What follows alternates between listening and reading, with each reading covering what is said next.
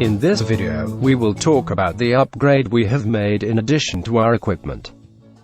We have added a fourth powered speaker that we will be using on a larger gigs, and this will be solely for the drum sounds.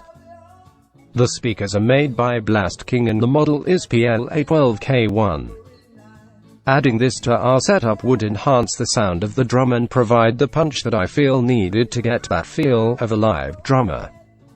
I have chosen this type of speaker due to its design. The brand is not as popular as the one that we commonly see and heard. But I did some research and it appears they are in their way to be well recognized very soon due to the quality of their products. The PL812K1 speakers made by Blast Kings only stated its peak rate of 1200 watts. So I'm assuming the normal watts could be somewhere in 700 to 800, and my test of the speakers comes close to my presumption. In this strategic concept, we have also added a drum module that will produce a separate MIDI drum sounds. You see, the current MIDI player we have, which is the Roland BK7, generates the sound of all the instrument that was incorporated on the song. Although I have adjusted all the volume on each instrument to get the right mix, but the drums part is well mixed with the master volume, which is pretty good, but from time to time I would like to feel that drum beat like a real drummer playing behind a saw at my left side. This is why we have added a Lesis SR16. It is an old model drum module, but I find that it quite maintains its reputation as one of the best drum module based on what I have read so far. I have set up my Roland BK7 to pass through the MIDI notes to the Lesis SR16, and since this drum module only read drum notes, I did not have no problem in setting things up with the exception of some minor notes alignment. You see, a Lesis SR16 is an old model and it does not recognize all the newer drum notes that are available now, unless there is some settings that I do not know about.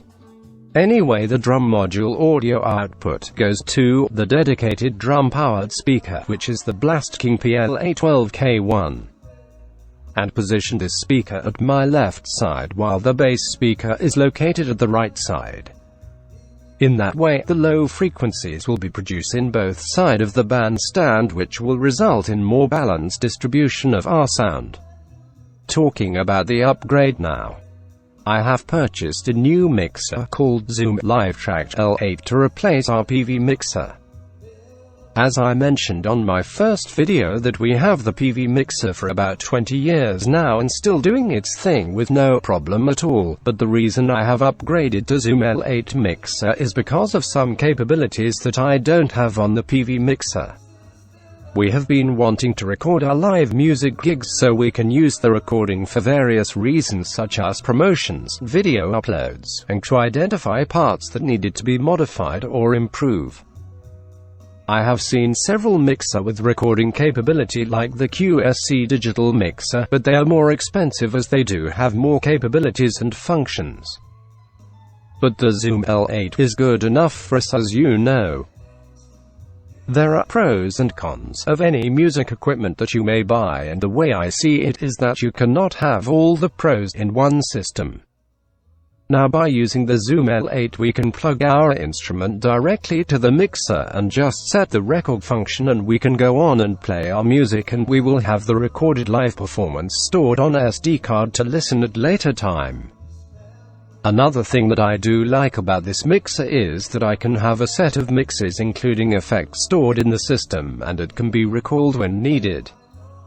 This is a nice option as we can customize certain effects needed for a particular song, and it helps to sound more just like what the artist recorded.